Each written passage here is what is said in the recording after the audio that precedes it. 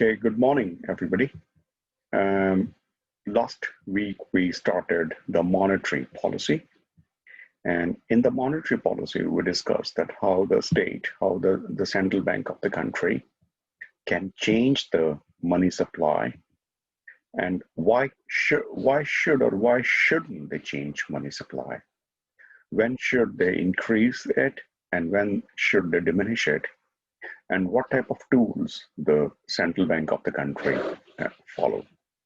There are many tools, but broadly speaking, these are the three tools: the open market operations, the interest rate or the collateral requirements, and the third was the change in the reserve requirement.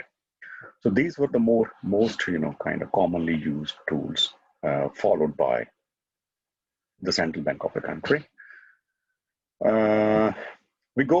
We carry on. So this is the money supply, and you know that at a given point of time, the supply of money is constant. It doesn't change every day.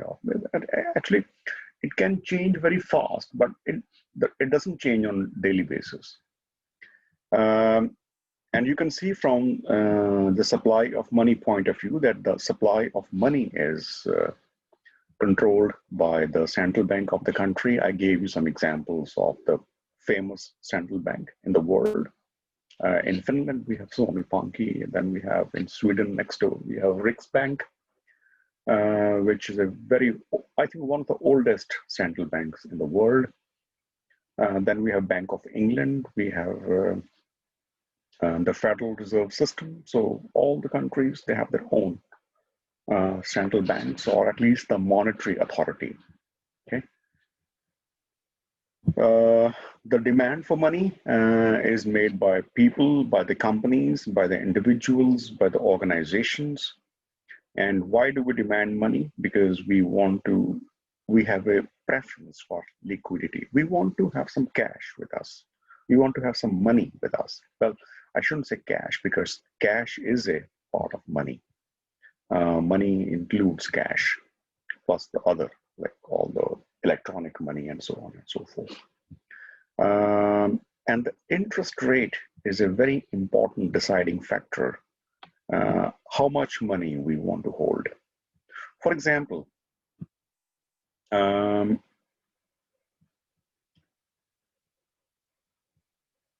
if, for example, people choose to hold more money instead of the other assets that offer higher rates of return, because money can buy.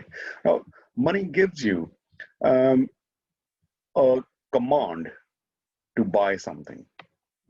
A very important feature of money is that it gives you some kind of economic sovereignty or some kind of economic freedom. You feel more free economically if you have money. You can buy and sell, you can rent an apartment, you can finance your fees. You have a long-standing wish to buy a certain type of outfit, you can buy the car of your choice. You can buy the mobile phone of whatever you want. So it gives you some kind of economic freedom. That is called actually, if I have to split the reasons for why people or the companies demand money, I would categorize them for the three purposes. One is the transaction purpose. Transaction purpose means that you want to buy and sell something. You want to make some transaction. The second motive of holding the money or demanding the money would be for the precautionary motive. Precaution. Because we all know that the future is uncertain, and whenever there is some kind of uncertainty arise, we can be in trouble. We can be taken aback by some surprises. We should have money with us so that we can meet those unfortunate events with more efficiently. That is a precautionary motive. For example, people demand money because they can deposit it in the pension fund or in the bank account, or they keep it with them so that in case there is an emergency, they should hold money with them. And the third purpose is the speculative motive. Speculative motive is that you want to invest and you want to earn the interest rate. For example, if you have 100 euros with you now, and the rate of interest is 0%, then it doesn't matter the money is lying with you or with the bank, because even if you keep this money in the bank, you will not get any extra income. But if the interest rate is rising from 0 to 1%, then you know what? There's a cost of holding the money with you. And the cost is that you're losing 1% interest. So you have a choice. Either you keep 100 euros, you continue to keep 100 euros with you. And let's imagine that you keep this 100 euros with you for the next 1 year. And the second alternative is that you deposit these 100 euros in the bank, and the bank gives you the rate of interest 1%. It means that you are getting 101 from the bank after 1 year. But if you continue to keep this money with you, it just remains 100 euros. So you get €1 extra from the bank. But what have you forgiven? What have you forsaken? What have you sacrificed when you deposit your money with the bank? That is, the money is not in your access now. The money is being used by the financial institution. So you have sacrificed, and as a reward to this sacrifice, you are getting this €1 as a compensation to the reward for the sacrifice you made.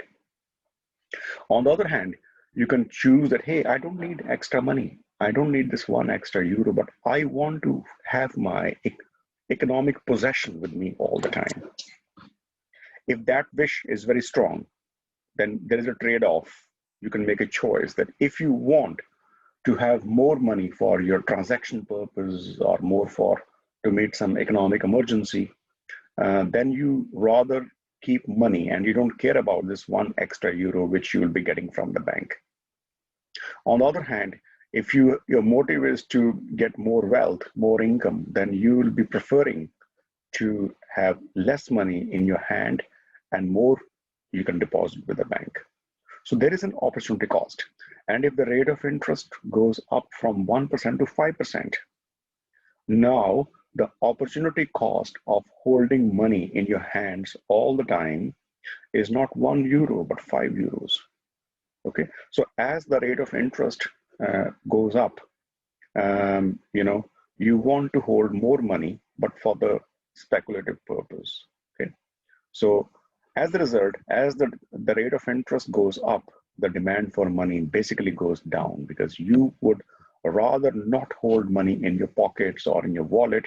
You would prefer to invest it so that you can earn more income.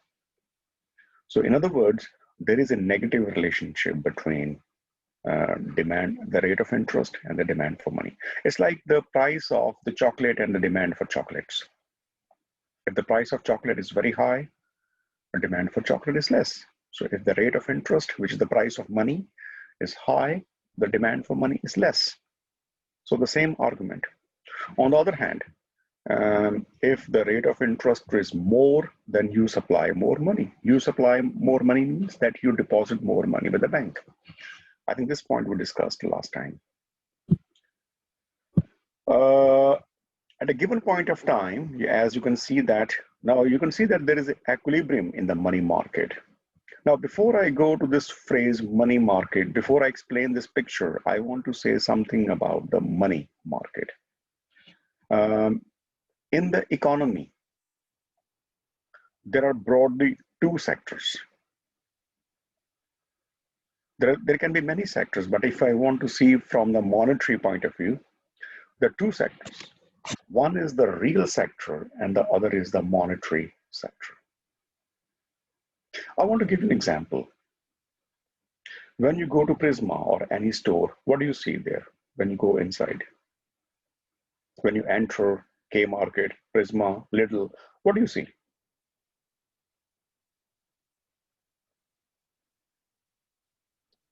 Some bakery, groceries, food supplies.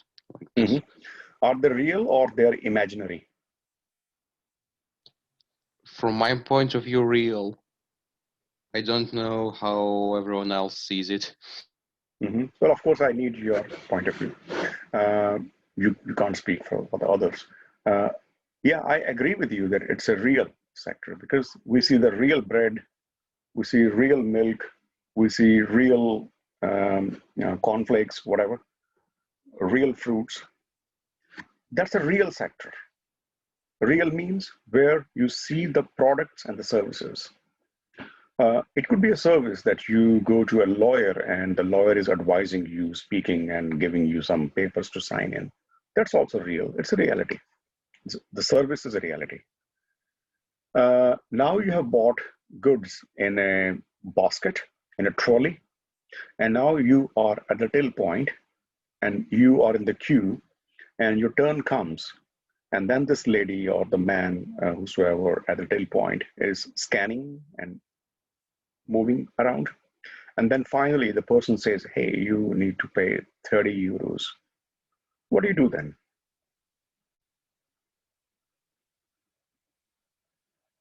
What do you do then?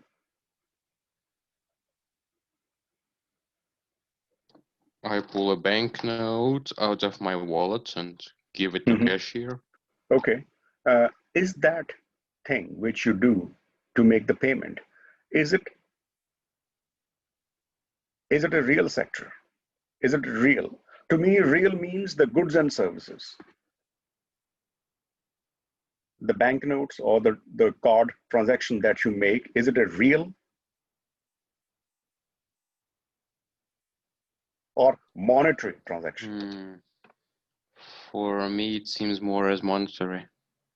Monetary. Because to me, real means which you can have the direct, there's an element of, I know why do I drink milk? I know why I eat food. And when I eat food, it satisfies my hunger. When I drink juice, it quench my thirst. But if you see the money, do we eat money? Do we drink money? Money only helps us to buy food. Charge is an imagination, if I can say so. Can you see me and hear me? Yes. Yes, I do. Yes, All right, yes. good, because I got some kind of message that my internet is unstable. Anyways, please let me know if you at some time you're not able to hear me, see me. Okay, coming back to this point. So if a person is dying, you need the medicine, you need the food, you need the water, you need the medicine. Yeah, as I said, you need the clothing, you need all these things. But you can't save a person with the paper notes or with the cards, can you? But at the same time, you cannot buy the medicine, you cannot go to the doctor, well, unless, okay, or it's a private thing, or buy food or drinks or the clothing, unless you have money. Can you see some kind of conflict between these two things? That there are things which really help us to live, survive, sustain, grow, feel happy, feel healthy. But on the other hand, we have the monetary sector, the cash, the cards, the bills, the notes, the coins, which as such, if you see them, they're not directly helping us to be alive or be healthy, but they are supporting us. They are supporting us to buy the real goods and services. So basically, the money is a medium of exchange through which we can buy the real goods and services.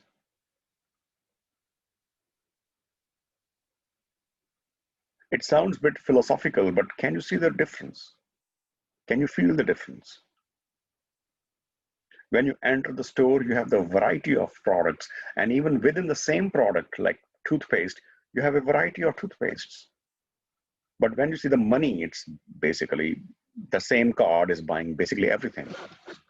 I mean, the till person will never say that, hey, this card is only for buying shoes. Give me the other card, which if you want to buy some soft drink. It would never happen. So there is a system which is supporting you, facilitating you to buy the real goods and services. And that is called the monetary sector. And these real sector and the monetary sector go hand in hand. Of course, the house, food, clothing, fruit, they are very important for us. But at the same time, so at the same time, we need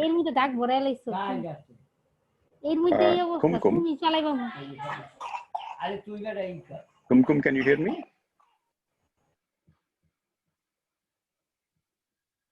Okay. So at the same time,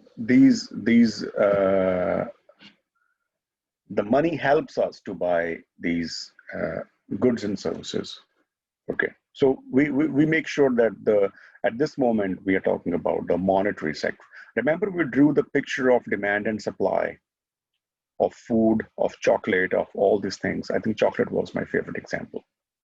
Then we were talking about the real sector because chocolate is a reality. This is something real. But now we are talking about demand and supply again, but this time we are talking about the money.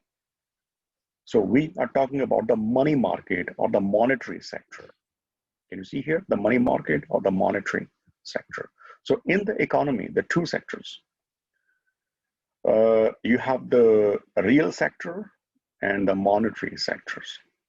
And remember that the monetary sector is only meant to support the real sector. If tomorrow the Bank of Finland decides to double the money supply, print more money, will the GDP of the economy of Finland would really find a spurt increase? Will our living standards improve overnight?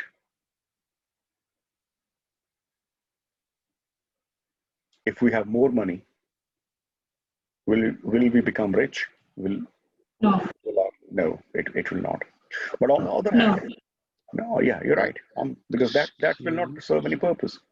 But on the other hand, if we have more hospital, more doctors, more engineers, more technicians, better quality as well, we have more production, we have more food, we have more houses.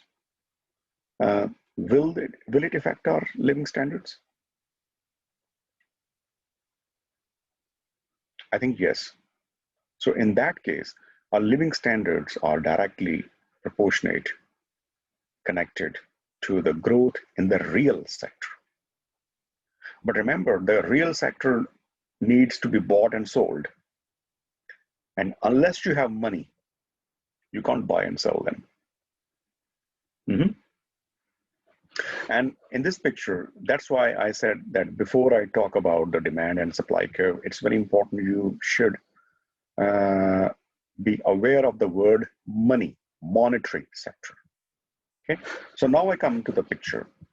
You can see, like in case of the price mechanism topic, we have a price here. And in this case, the price is the interest rate. The price is the interest rate. And interest rate is the price of money. And then on the x-axis, I take the demand and supply of money. So on the horizontal axis, I take demand and supply of money. And you can see that the demand for money is downward sloping. Like the demand for chocolate, that higher the price of chocolate, less is the demand for chocolate. Higher the price of money, that is interest rate, less is the demand for money. Lower is the price of chocolate, more is the demand for chocolate. Lower is the price of money, that is the rate of interest, more is the demand for money. And here, the supply of money is not going upward, but I chose it to be parallel to y-axis because at a given point of time, money supply is fixed and constant. So that is why my money supply is not like upward sloping. It can be for the short period, but generally at a given point of time, the money supply is fixed because it is fixed by the central bank of the country. All right. So here you can see that the money supply I take fixed because at a given point of time in the short period, the supply of money cannot be changed because it's fixed. And you know, the money supply can be changed by the open market operations, the reserve requirements, the collateral requirement, and that cannot change it's not instant. It takes time and efforts. So that is why, for the sake of simplicity, I assume here that money supply is fixed and constant, at least for the short period. Of course, over a long period, the money supply can be shifted as well. That's not a problem. So the demand for money and the supply of money, and you know that, and it still makes a kind of junction, cross. And the cross is the hallmark of the price mechanism, the market economy. And then we have this junction, the equilibrium. And in other words, the equilibrium rate of interest will be this. This much rate of interest is the equilibrium rate of interest. And this much is the demand and supply of money in the economy. Okay. And if the demand curve shifts up, the interest rate will shift up, and if the supply of money changes, so there will be changes accordingly. So if I can quickly draw it,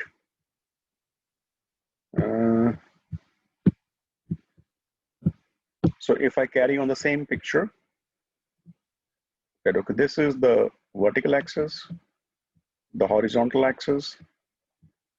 So if I assume that the supply of money is constant, and this is demand for money, then this is the equilibrium, and this would be the rate of interest. Let's call it R1. But if the demand for money goes up, somehow people really want to hold more money with them. They really want demand, you know, their needs to keep money increase. Then what will happen? Then the interest rate will go up. And remember, this is happening only because of demand for money. Okay? So if the state think that, hey, what is happening? Why the interest rate is going up? And then your economic advisors tell you that, you know what, the demand for money has gone up. Then the state would say, okay, can we do something that the interest rate do not increase? Yes, have more money supply so that the new equilibrium is here. So in other words, if the demand for money increases for a given supply of money, so if the demand for money increases for the same supply of money, the interest rate will go up. But if to bring the interest rate down, there is a corresponding increase in the supply of money, then we can bring the interest rate back to the previous point. And who will do this thing? How, if there's a disturbance, the first disruption in this picture was when the demand for money increased. Of course, you can't control people's demand for money. It's very the person to person or organization to organization basis thing. But here, you can change supply of money accordingly by following the open market operation policy, by collateral requirements, and so on and so forth. And who will do it? This will be done by the economist of the central bank of the country. So this is how the monetary system work. So this is the monetary market equilibrium. Okay. And then we go back to the slide. So basically, I didn't do anything new. I just changed the demand curve and supply curve, and that's it.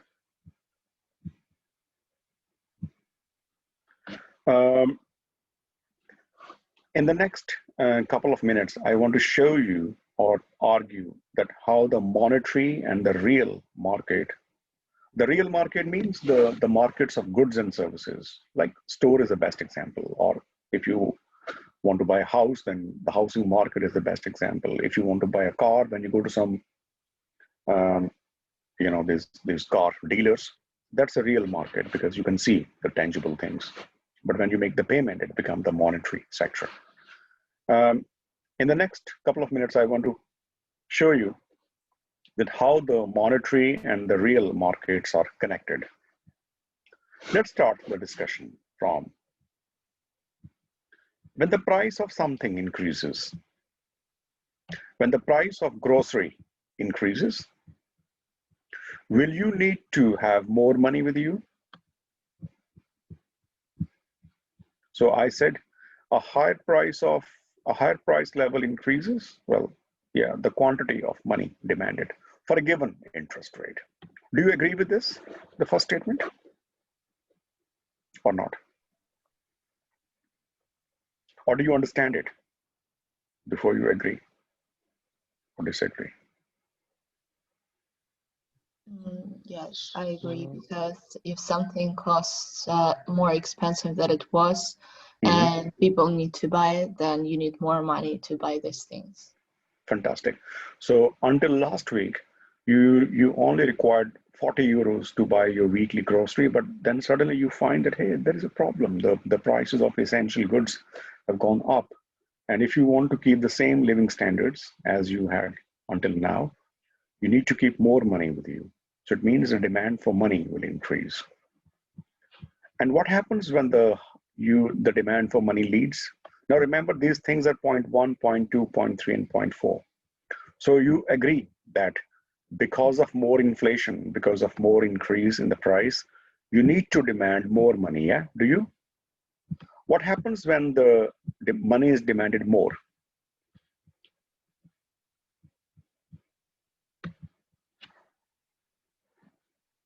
What happens when there's a more demand for money? We try to give more money to the economy. You don't do any charity, but what happens to the interest? Can you see the highlighted statement? Yes, Yeah. indeed. Yes. Okay. Have you seen this phenomena somewhere before? That higher money demand leads to higher interest rate. Have you seen it before? Have you ever seen this tendency? Oh yeah, That- you draw Yeah. it a couple Exactly. minutes ago. I just drew it. Yeah. I just drew it. This one, yeah? This one. That when there is this was the original demand. Let's call it D. If it looks like D, it looks something else. And if the demand goes up, can you see this diagonal? There is an increase in the demand. And now your demand curve is, let's call it D1. This is the increase in demand. And what happens with this? Well, the rate of interest jump from R1 to R2 because the equilibrium shifts.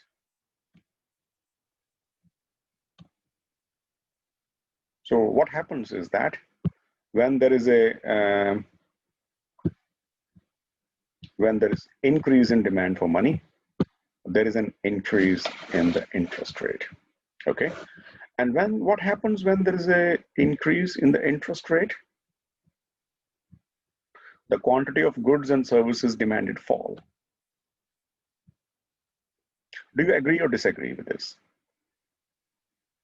So now when the interest rate goes up, the demand for goods and services. So imagine there is a higher interest rate in Finland. It jumped from 1% to 2%. With the result, people would demand less products from the stores. Is it true? Now we are mixing two sectors. There is a disruption in the monetary sector. The interest rate goes up. And as a result, there is a disruption in the real sector, that in the store, people buy less products. I think it is true because people are waiting until the interest rate would be dropping back down. So they're saving up their money. Yeah. So it's true, as Johannes said, that when the interest rate is higher, people have a temptation to deposit money with the bank instead of consuming. So wherever possible, they would like to buy less goods and services. I can say that for the food item, it's not possible to postpone, but if they want to buy a house or something, then they may postpone their demand to buy the real goods. Food and clothing are not the only real thing. You are planning to buy a house, you are planning to buy a car, and you find that the interest rate has gone up. On the one hand, it will cost you more because you have to pay more mortgage of your house, more installment for your car. And on the other hand, whatever money you have, why don't you keep in the bank and be the beneficiary of increased rate of interest? So you gain. So if during the regime, during the time period of higher rate of interest, you are doing some assets, I think you're doing a mistake. So in other words, when the interest rate goes up, the quantity of goods and services demanded fall. And if you ignore this point for the time being, and you only relate point 1 and point 3, it says that a higher price level, a higher price level leads to the quantity of goods and services demanded fall. So see what I'm saying? A higher price level, and I'm just using imaginary words, leads to the quantity of goods and services demanded fall. And that's what we have studied in the law of demand, basically. So in other words, the law of demand is operational via the monetary sector.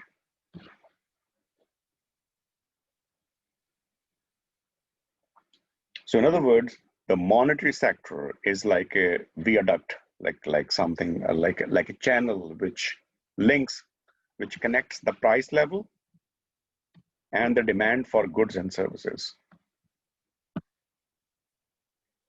So our knowledge about the law of demand is getting deeper and broader. Until now, when we were studying the law of demand chapter, we were studying that more price, less demand, less price, more demand. And now we know that when there is a more price, we need more money to pay it. And when we need more money to pay the more price, the demand for money increases, and the demand for money increases leads to more interest rate. And when there is a more interest rate, it's not advisable to buy. It's rather save. So when you are buying less because of more interest rate, what happens? There is a fall in the demand of goods and services. So our discussion about the relationship between price of chocolate and demand for chocolate is getting broader. And this breadth is increased thanks to the entry of the monetary sector. So now we can see the relationship between the price of chocolate and demand for chocolate through the lenses of the monetary sector, which is about demand for money, supply of money, and the cost of money, the high interest rate. So now in our discussion, we are not only talking about the price of chocolates, but we are also talking about the price of money. Does it sound sense? Yes.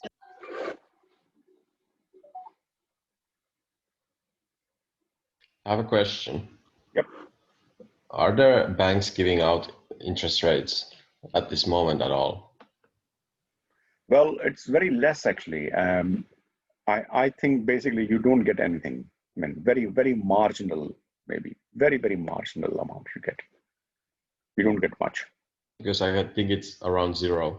It is. You're true. In a way, you are losing money because if I imagine that the last year in 2019 the interest rate was 0%, and even now if the interest rate is 0%, and if you have 100 euros with the bank, there's still 100 euros with the bank. But guess what? Inflation is not 0. So if the inflation during the last year and this year is 1%, just imagine. Then your 100 euros lying with the bank are equal to 99 euros because you have lost 1 euro because of the inflation. Do you get my point? Yep. So your wealth shrinks if the inflation goes up, because then your buying capacity will be less. So you're right that the interest rate is, which the banks are offering are less. So that's why, and that is exactly the reason. If the interest rate is low, you should supply less money with the bank. But if you still keep giving money to the bank, then because of the low interest rate, you don't get richer, but because of more inflation rate, inflation is like an erosion. Have you seen the word? Do you know the meaning of the word erosion? Something takes away, something, you know, the flow comes and it takes something away. So inflation takes your income away from you. Even though your monetary income is still, it's not that your 100 euro note becomes 99 euros, it's still 100 euros. But the value of this 100 euros is not equal to 100 euros, it's less.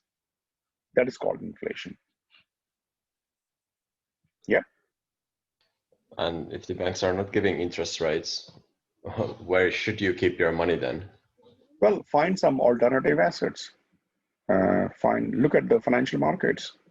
Buy in stocks. Well, I'm not saying that I'm not endorsing it, but I'm just saying that there are other options. Buy some, invest in the real estate, invest in the financial markets, invest in the bonds, the company bonds, invest in the treasury bill if they are offering you some rate of interest rate, or do nothing. Buy gold. Or buy gold, yeah. Well, gold is also, because when I say the investments, so that also include gold, commodities, stocks, bonds. Mm-hmm. Yeah, but those, like all of them carry some risk involved. Yeah, that's true. But your money is also lying with the bank. The only thing safe about your money with the bank is that it's not being robbed. Nobody's robbing this money. But at the same time, the value of money is robbed by inflation.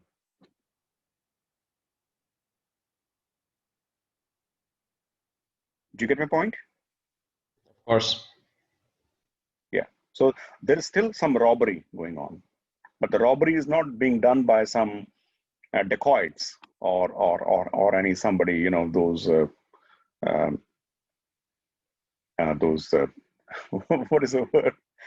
What is the name of the movie? Pirates of what was it? Caribbean. Pirates of Caribbean? Yes. Yeah. So it's not done by any pirates, but your money is robbed by inflation, which is a very big pirate, I would say. Bigger than that guy, Johnny Depp. Is it Johnny Depp? The guy who acted in the movie? It is. Yeah. Okay.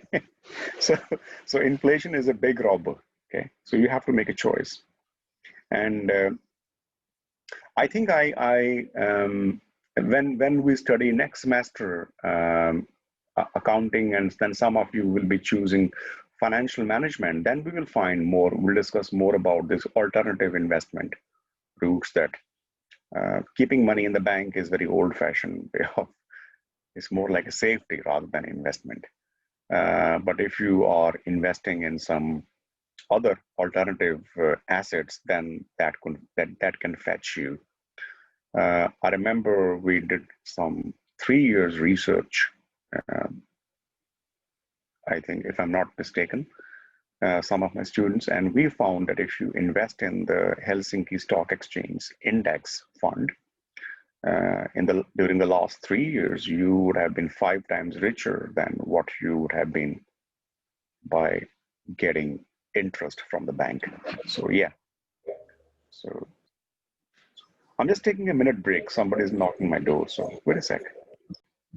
Okay. So we carry on. So this message is very important, it's like a statement that even you can understand the law of demand better if you know the working mechanism of the monetary policy. Yeah. And then we have this picture here. So you can see that there is a real market, which we call as an aggregate demand curve, the real market mechanism. And then we have the monetary sector, the real sector and the monetary sector. And what happens? You can see point 1 here, an increase in the price level from P1 to P2. And when there is an increase in the price level, go to point number 2. There is an increase in the demand for money, as you said, that because the price is more, so you have to buy goods, so you need to pay more money. So the demand for money will go up. And that shows that the demand for money has gone up, which I drew on a sketch. And because of the more demand for money, the rate of interest jumps up. And when the rate of interest jumps up, then what happened? People buy less goods and services because they would prefer to keep this extra money with the bank or earn the interest. Or if they buy them and they have to get the financing, I mean, they have to take loan, or if it is like a big asset like car or a house, or buying some machine if you're a company, or buying a building, then you have to pay more interest. So you rather not buy more, you buy less. So ultimately, I could have said simply more price, less demand.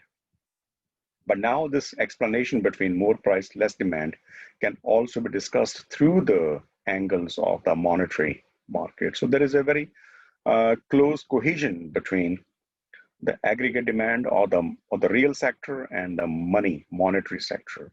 So now you will not be using these theories every day, basically. But for example, when you are a startup entrepreneur, or you're working as a medium level manager in a company, and you get to know that the interest rate in the Finnish market is going up, then you should immediately tell your bosses that, hey, we need to rethink, should we go for this investment at this juncture or not? So this is how you can apply this theoretical conceptual knowledge in the real life scenario.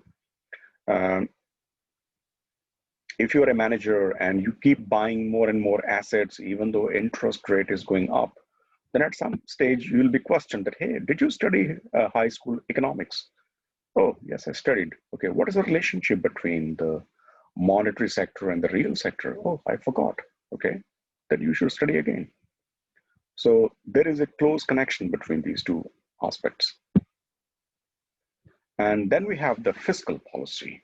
But before I go to the fiscal policy, I want to ask you if you have any question or any doubt about the monetary policy.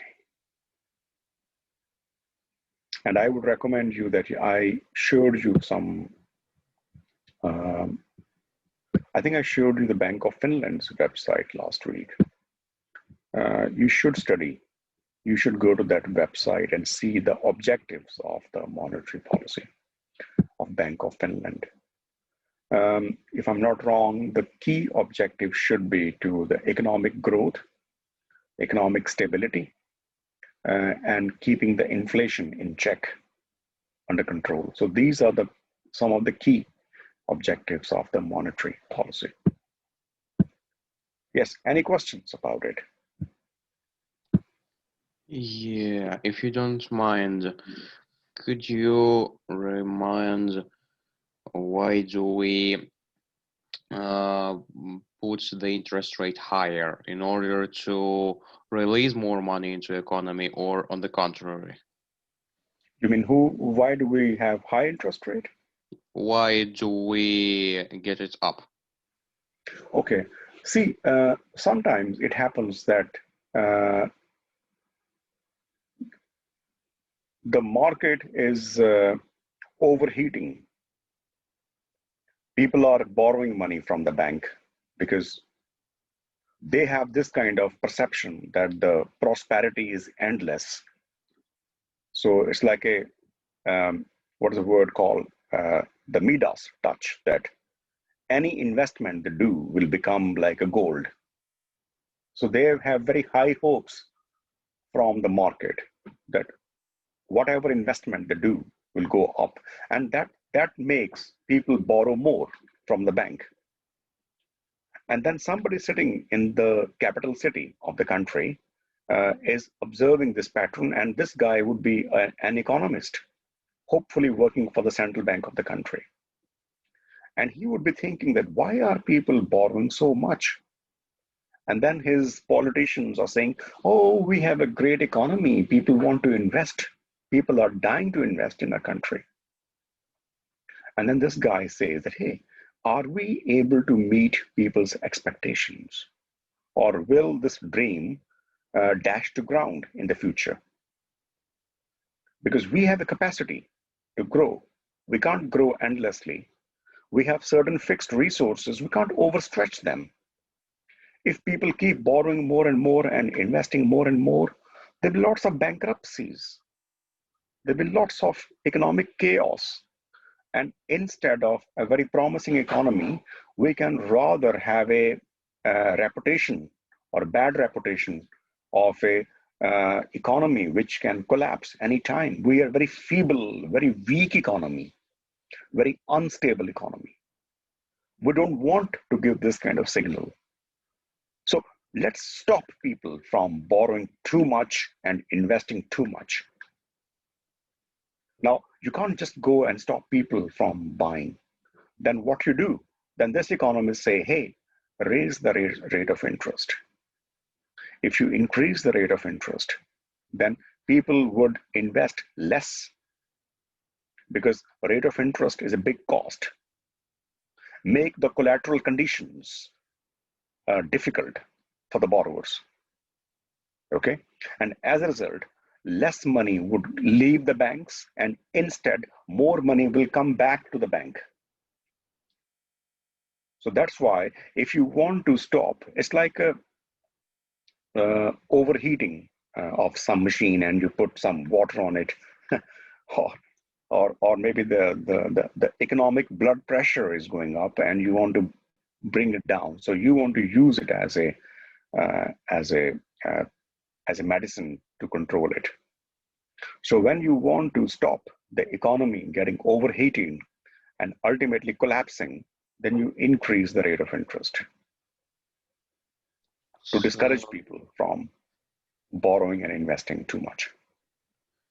So if I got you correctly, by raising interest rates, we put the money from the economy to the banks. Basically, we want to stop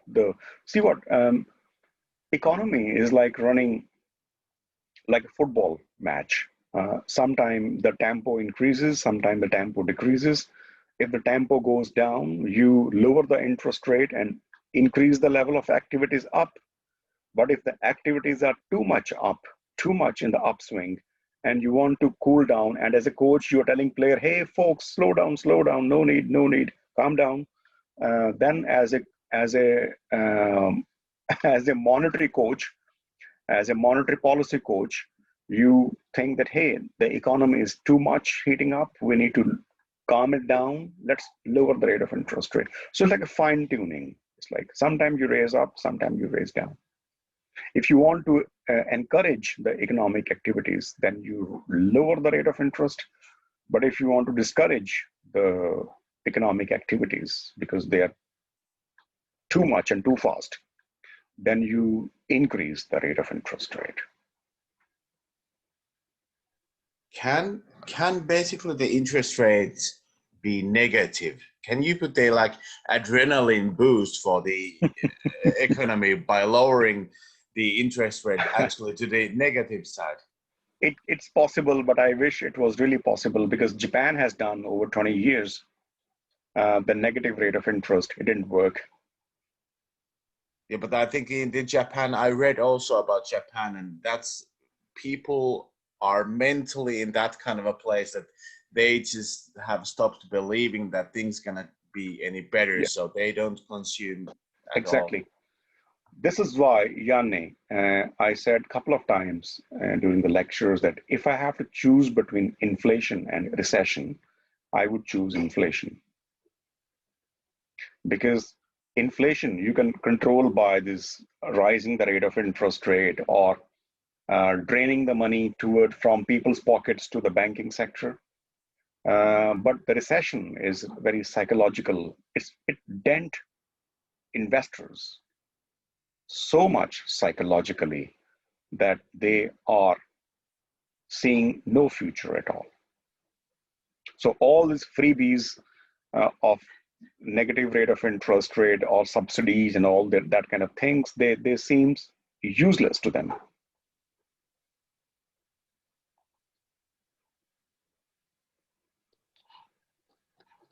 Yeah. Yeah, I get it. Thanks. Yeah.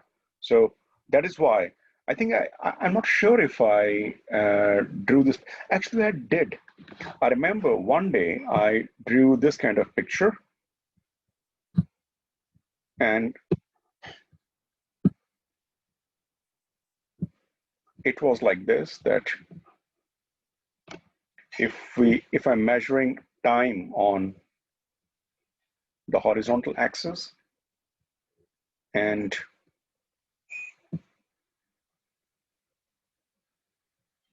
I was drawing these economic cycles.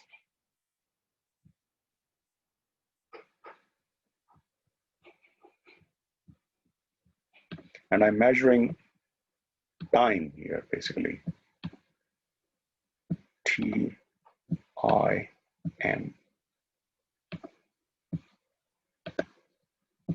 And you can see that when the economy is in the upswing, the peak is very short. But when the economy is in the downswing, and you can see that this crater is like a Grand Canyon, is too big. It means that the inflation can be cured very quickly in very less time, because I'm measuring time on the x-axis. But if you want to cure the recession or the depression is the extreme form of recession, then it takes much, much longer to cure it. Because inflation can be checked with the technical tools, like all the tools of monetary policy that we discussed. But those tools may not be so successful if you want to cure the recession. So that's why the time period of the bad swing or the downswing is much longer than the upswing or the good swing. Yeah. So Japan is in this phase basically for the last 20 plus years. More than 20 years, I would say.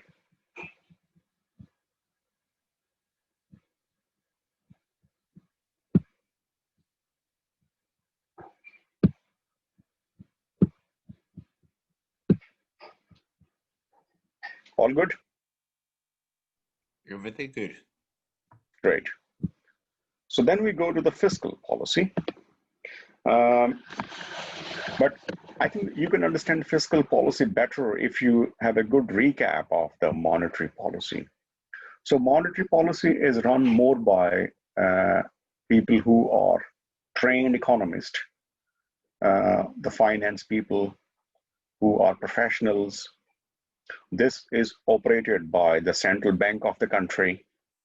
Of course, there is a lot of political influence, but the politicians are not sitting as the chair of the central bank. Very rarely there is a politician who is sitting. For example, I remember that the Bank of England, I don't know whether that fellow has left or still there. Bank of Finland, not Bank of Finland, Bank of England, they hired, so they hire the professional. The head of the central bank is hired. And I remember there was a big debate in the UK that why couldn't you find a good guy in the UK? Why did you import from Canada? There was one Canadian economist who became the this head of the exchequer, or this Bank of England. So he not exchequer but the Bank of England. It happened in many countries that people hire the top economists of some top universities in the world who are gurus in economics and finance as their head of the central bank. And it's more like a professional position, whereas it's not a political, it doesn't have to be a politician kind of thing. Here in the fiscal policy, the picture is a little bit different. Here, the role of state, the politicians, is huge. So fiscal policy is more of the intervention of the state is too much. Whereas in the monetary policy, the central bank is more taking care of it, and it's out of the reach. Not totally out of the reach, but quite substantially out of the reach of the politicians. Fiscal policy is very state and the government oriented, or you can say that there's a lot of political impact on the fiscal policy. Well, before we go into the nitty-gritty of fiscal policy, we need to see what it refers to. The fiscal policy refers to the use of the government spendings. Remember that the government is the biggest spender in any country, hopefully. The state spend a lot of money. Do you agree with me? Have you seen the state spending something? Mm-hmm. Of course. Can you give me some example of the government spending? For health, education, transportation. Yeah. Yes. So all these facilities that we see, the infrastructure, the social infrastructure, the health, housing, etc., the economic infrastructure, we get the banks, insurance companies, and all that stuff. So that's the government spending. The government spending could be developmental and the non-developmental. The developmental is that if the state has spent, let's say, the state has decided to spend 100 million euros on the next 2 years to make new roads or a new bridge or a network of train tracks. It's a developmental expenditure because you are creating an asset. But if you are spending the money only to maintain or to continue your existing thing, then it's more like it's not that something you have created new. So for example, if state is spending 100 million euros and 70 to 80% of the 100 million euros are only to finance the salaries of the staff or just to keep the existing structure intact, then that's not really any developmental expenditure. You're not creating something new. You're only keeping the current activities on. Then it can be called as a non-development expenditure. In many developing countries, when the state infrastructure projects are conducted, you see that the developmental expenditure gets very less share, and most of the money goes to the non-developmental expenditure. And then you find, hey, there was a money sanction to make a new road. Where is the road? Well, there's no road, but staff was getting their salaries for sure. So it's very important that when you talk about the government spending, if you get the data that the government spending has gone up substantially this year in comparison to last year, then if you don't know the macroeconomics, you'll be very happy. But if you know the macroeconomics, you will question, hey, can I see the data? How much is developmental and the non-developmental expenditure? Maybe the guy who is giving this statement will be surprised by your question. Okay. The first thing it means is the government spending, which is included in the fiscal policy. The second component of fiscal policy is called taxation. Yeah, taxation. Can somebody define what is tax? What do you understand by tax? Taxation is a system of tax, but what do you mean by tax or taxation?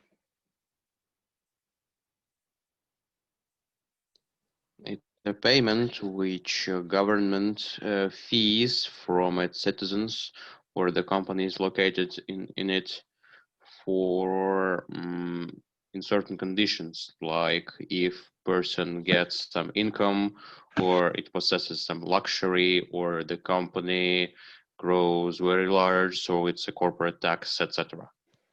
Yeah, I would stop you from using the word fees, because in the fees, there is a transaction relationship. You get something and you pay.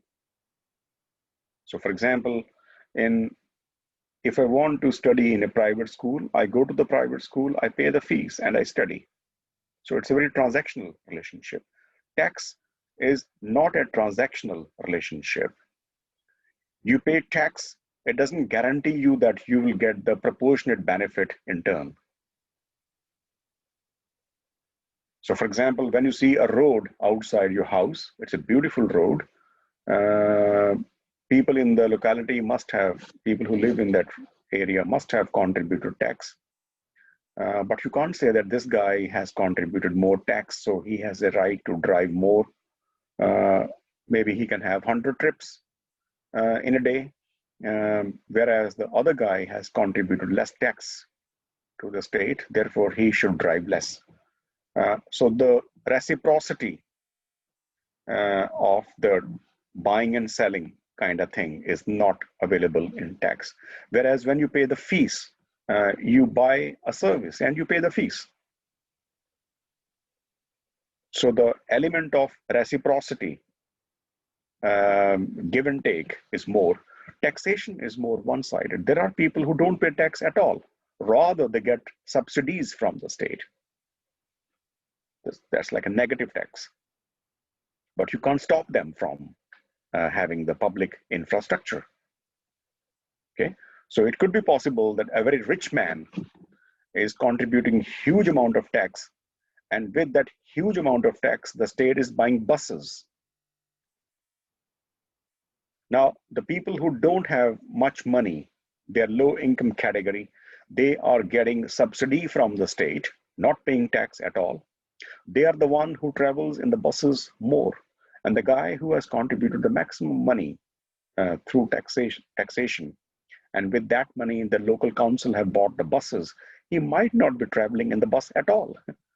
So the element of two-way traffic, buying and selling kind of thing, is not so prominent in taxation. So tax is more like a compulsory payment you make. Why? There's an element of compulsion in taxation, because if it is made voluntary taxes, if tomorrow you hear a news from the taxation authority that, hey, the state has made it optional to pay tax and not to pay, or not to pay tax, how many of you will pay tax? if you can pay. I will actually. You will I'm- or you will not? Imagine you all are running the companies and you have a lot of money, basically. And the state says, you know what, you have a choice to pay taxes or not to pay taxes. And believe me, I will not hold any grudge against you if you don't pay tax. How many of you will pay tax? I would pay tax. I'm a happy taxpayer. You're very patriotic.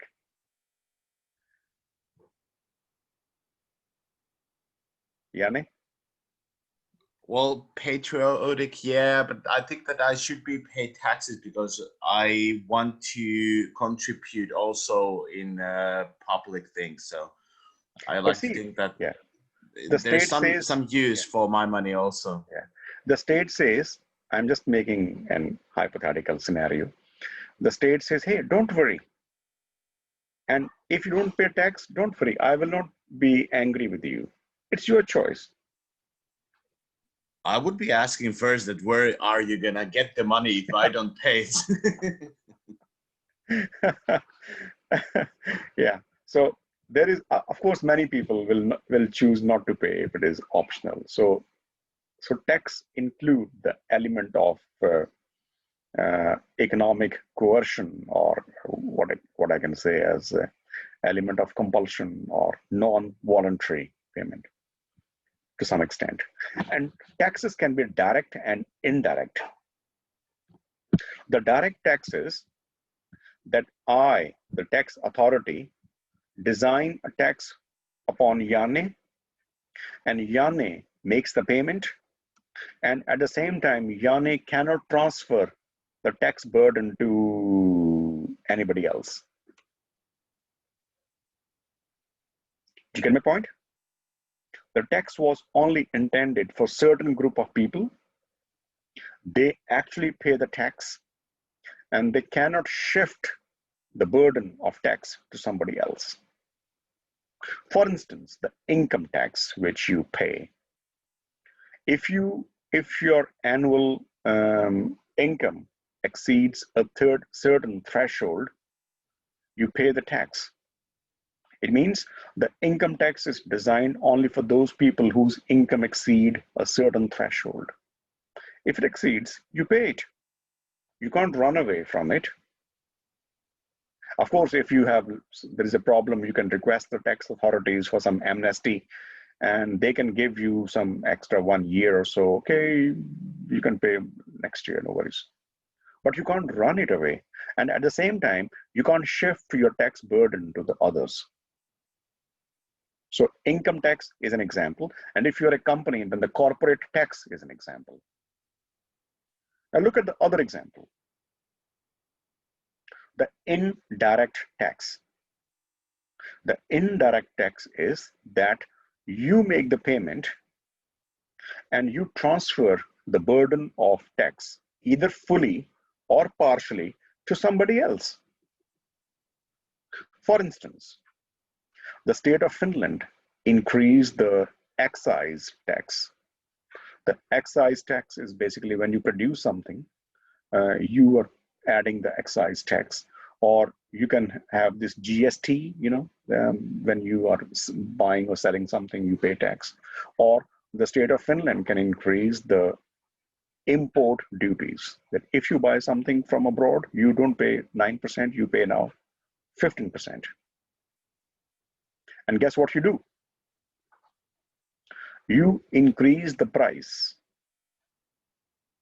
either exactly the amount of extra tax you pay or partially, and you are charging either fully or partially this extra tax which you pay by increasing the price of the product and the services, and you claim this extra money from the customers, your buyers. So for example, if I'm running a company and if I sell something and I find that the GST has increased from 9% to 11%, and as a result, my cost has increased by some 50,000 euros. So I pay more tax by additional 50,000 euros, and I'm upset. Hey, why should I pay this money? Okay, then my finance manager tells Shab, what we can do that we can spread this 50,000 euros extra over the prices of the different goods and services that we sell to our customers. And if we spread over 70, 80 products that we sell, nobody would notice. The price increase would be very marginal. I say, okay, let's do it then. Who stops us? And then we increase the price. And we assume that the elasticity of demand of our customer is not very high. It means that they will feel the pinch of the increased price, but they still have to buy it because the demand is less elastic. And what we do it. We get more revenue, we get more money because people pay us more price for the same amount of products and services that we sell. And what we do, we are recovering this extra tax through more prices that we charge to our customers. And here what happens? The tax was intended on me, but I recovered either fully or partially from my buyers, my customers. I can recover it fully or partially. It depends upon how elastic the goods and services are. If they're more elastic, then I can't shift the burden of my tax by charging more price from my customers, because then they would buy less from me. Maybe they buy some alternative, the substitutes. Remember, we discussed about the elasticity of demand in one of the topics. But if the demand is less elastic, means the product or the services which I sell are almost indispensable for them, then there's a possibility that I'm able to recover the cost. For example, if some housing company, the student housing company, increases the rent by 10% today, not many of you would be shifting elsewhere, because if you shift elsewhere, the rents in the private housing market could be very high. Shifting is very painful. You're happy with, because next door you have your friends, you have your social circle. You don't want to go to any unknown, uncertain place. So you say, all right, let's pay this 10% extra. You may do it like that. So it means that the housing, the apartment where you live in now, you have very less elastic demand. But if with the increase in the prices, the housing company charging to you, because the housing company is paying more taxes now to the state, if they increase the rent and you quickly react and say, I won't pay you a single euro more, I would shift to another place. It means that your demand is more elastic. So depending upon the elasticity of demand of your customers, your buyers, the companies can recover the tax from the buyers. Okay, and then this tax is called indirect tax. Indirect means the tax was intended on you, but ultimately you have recovered the tax from somebody else. So you are passing the buck on somebody else's shoulders.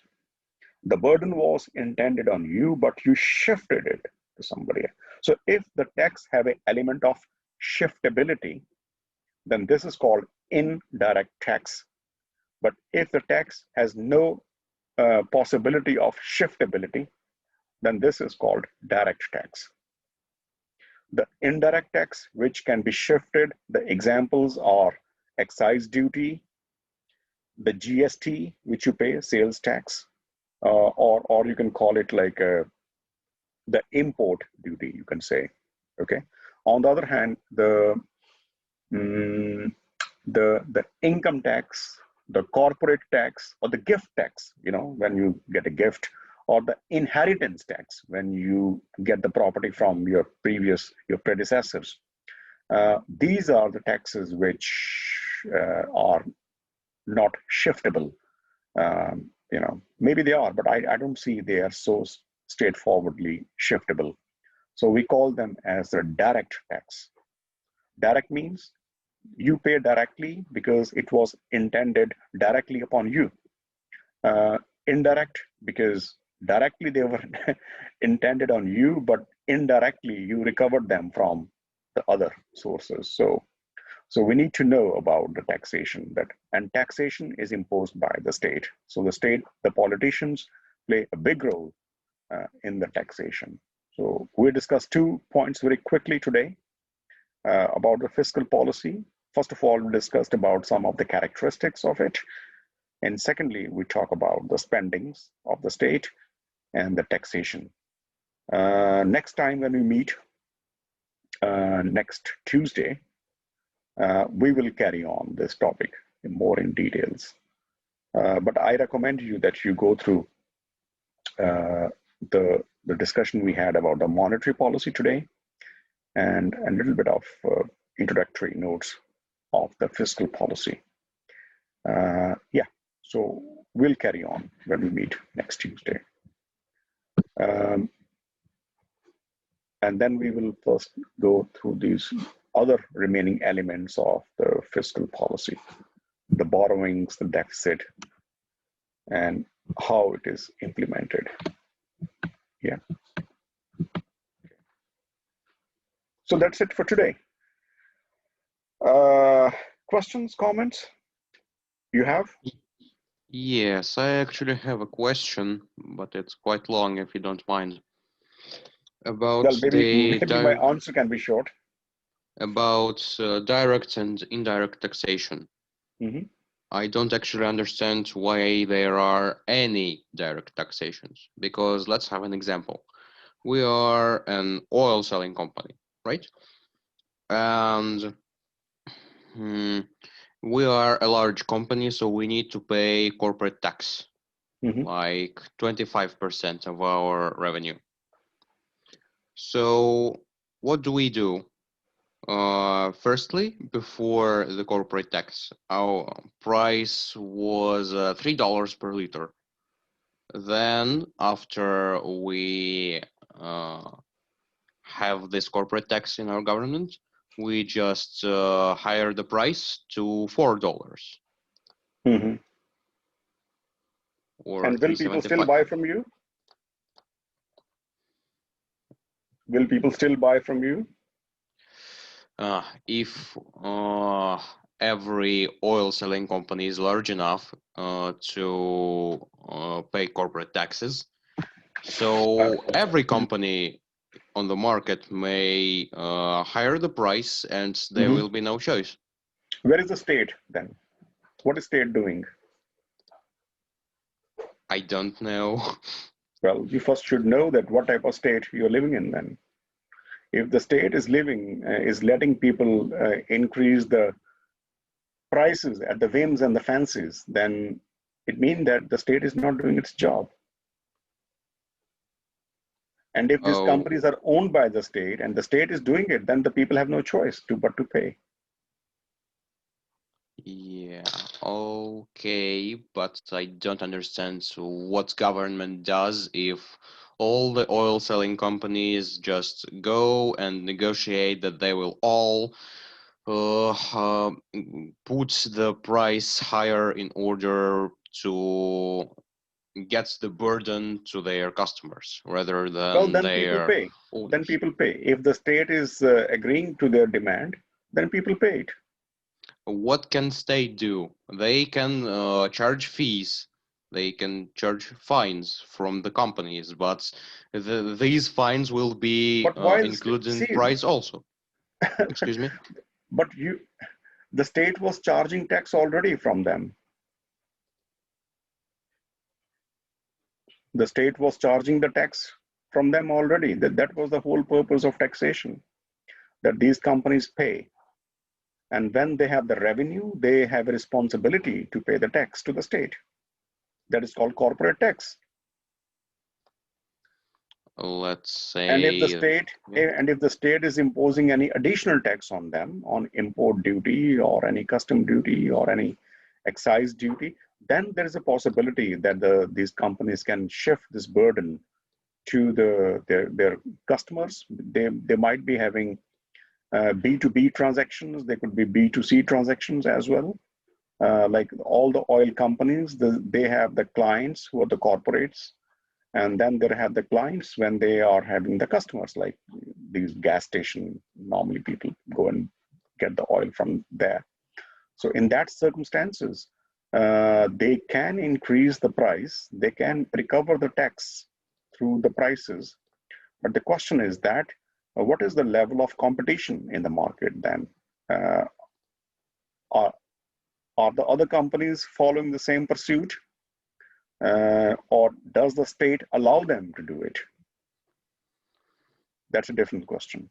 I don't see any reason for all the corporation not to negotiate and agree to higher their prices just at the value. There is a reason Percentage. why it will not happen, because you assume Why? that all the companies agree to increase the oil price. Why they shouldn't? Well, they're competitors. They can say that, hey, okay, you want to charge more price, get out of the competition. I'm fine with the less price, because by offering less price, I'm able to capture more market share.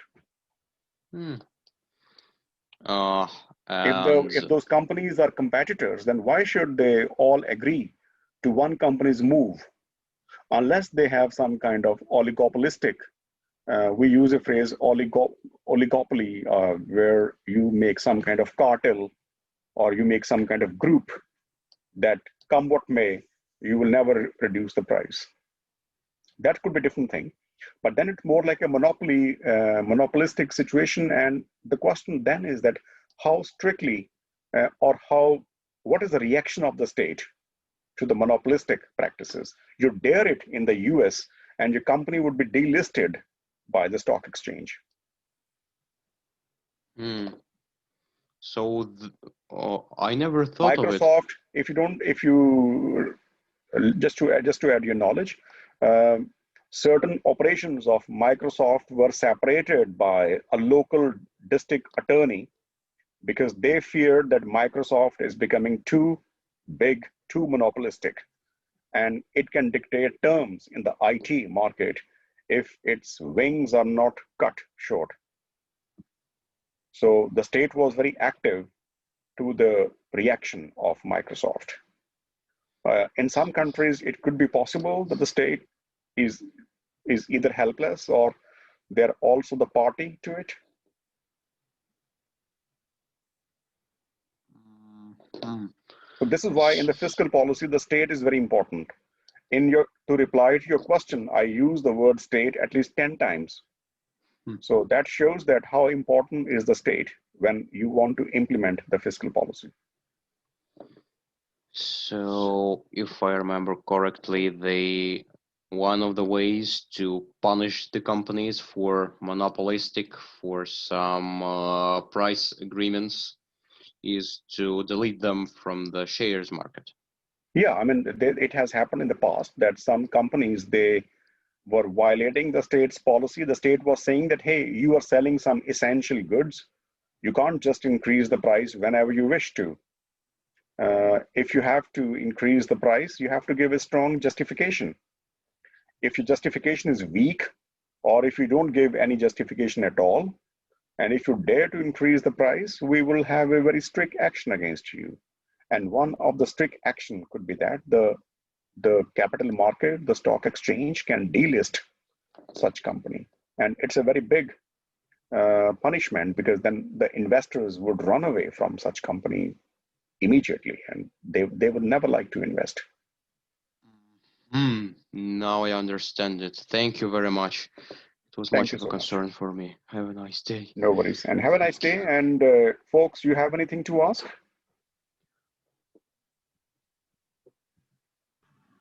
Shab, are you teaching about recession? Recession? Recession, yeah. Oh yeah, we will have more discussion next week about fiscal policy. So that this topic will be covered. Indirectly, of course, it will be covered. Yeah. Yeah. Anything else?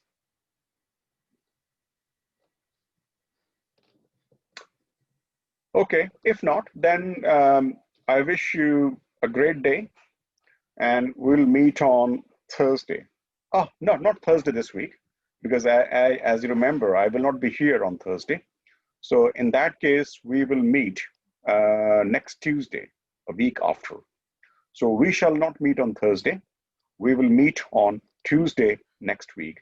It means that I should wish you a nice weekend also. So very early of the week, I'm wishing you the nice weekend as well.